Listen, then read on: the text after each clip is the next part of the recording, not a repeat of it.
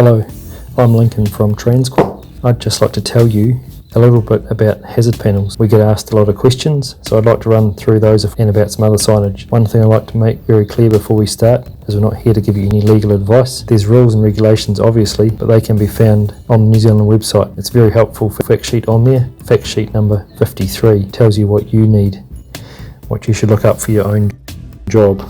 Anyway, one question we get asked a lot about is what are the different types of hazard panels and what are they used for? So we'll start off with the most common one. This is a 400 by 300 hazard panel, has an aluminium backing and it is very, very hardy. If you hit something like a tree branch, it would bend out the way, and the beauty of this one is it can be folded back into line.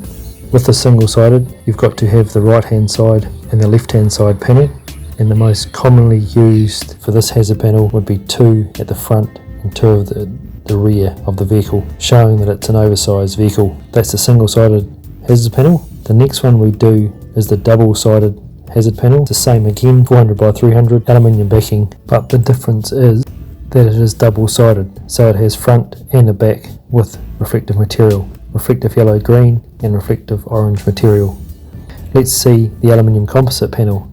So same again, this one is 400 by 300, it is an aluminium composite, which means it's got some very thin pieces of aluminium with a plastic or rubber between them. The beauty of this one here is it's cheaper unit, it's made cheaper, so it's more cost effective, but it is more flimsy. So this unit here, it would be bent by hitting a tree branch, etc. And once it is bent, it is hard to fold back into place without cracking. This one here is also single-sided. We do in the left and right panels, and we do these in double-sided as well. The next is 400 by 300 panel is the stick-on. It's just very simply pull off the self-adhesive label. This one is obviously a lot more permanent. Once it is on, but it is good for things you need to go around like a mudguard. You can stick it in around the corner and it is cheaper, but you don't have the support from the back of the panel. We have the 600 by 200 hazard panel. Again, we have them in the alloy backing, double-sided and stick-on. These are good for places where it is impractical to put a 400 by 300 unit. 600 by 200 mil would go in its place. We see a lot of these on the back of fertilizer or shingle spreaders and those sort of things. So the second question we get asked a lot about is what are the different types of oversize signs and what are they used for? So start off with the most common. This is a solid aluminium oversize sign. It's 1100mm long by 300mm high. It has a black border and the black writing for lettering and the fluorescent yellow-green reflective material, so it shines up at the night time. This is what they will use on a vehicle that is oversized. Again, it'll be on that fact sheet 53. This is the aluminium panel, so again, it doesn't rust and it's hard wearing and it can be bent back into shape. Normally these would be mounted by drilling holes in each end and putting something through like an anti-loose catch. This way it can be taken on and off when it's not in use. Some people will just turn it over so that that's all you can see when it's not in use, or just put it away somewhere where it's not going to be seen for not in use. Another one, these aren't quite so common, the 2 half panels. There is the over and the size, obviously just complete words split in half. These have got some uses, especially like on the back of transporter ramps where it is not practical to fit a whole oversized sign in one go. So your over would be one side and the size would be the other side. Again, these are aluminium backing, so they're being drilled through and put an anti-loose catch on for mounting or something like that. There's a few regulations around these of where they can be mounted, so again, just check out that regulations before you go ahead and put those ones up. The other unit was available in the oversized sign is in the cloth material. Just make one point very clear on these, they are day only, so this is not a reflective material. It is just a fluorescent yellow. They can be used in a lot more places. They have the ropes for tying on, so you can tie it around the grille of your truck or bull bar or whatever it might be with these ties. And on the other good thing about these is when it's not in use, you can simply just roll it up put it away behind your seat or in your glove box to use next time. Another question we get asked is, what are the wide load follow sign and what are they used for? So this is the most common wide load follow sign. It's 520mm by 1100mm long.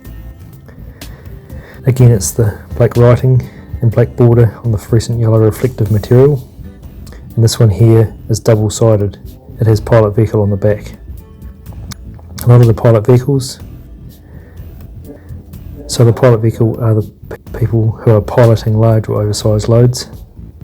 A lot of them will have one of these on the roof of their vehicle, and they only need one sign to show they're piloting a white load at the front and pilot vehicle towards the back. Another question we get asked for a lot of these signs here is to change the wording. So it can also be done, instead of wide, it could be long.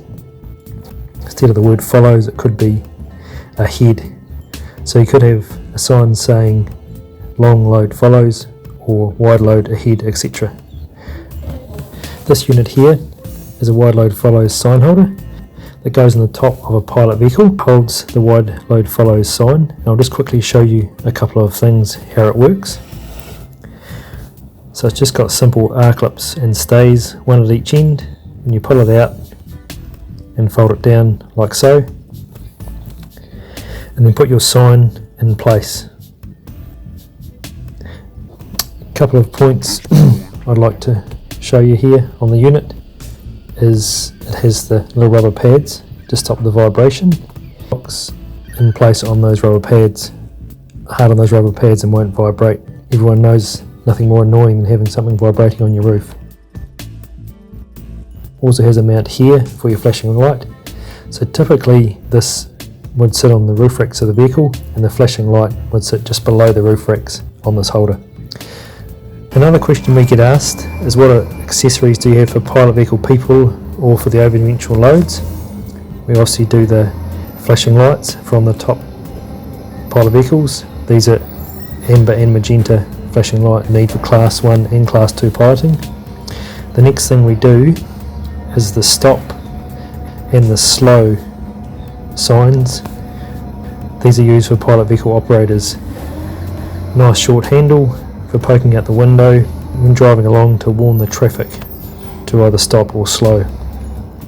Also a big range of grille lights available in different colours. These are from the grille of the vehicle to warn other traffic that you're coming. We also do the wand. This could be either in red or in red and green. It has a light in the end, has a magnet on the bottom, has a little belt holder there, and also has a wrist band so you don't lose it. These are designed nice and short, so again you can have them in your vehicle and poke them out the window as you're travelling along to warn oncoming traffic. There's also a lot more accessories available, but right here at Transquip we supply real gear real fast.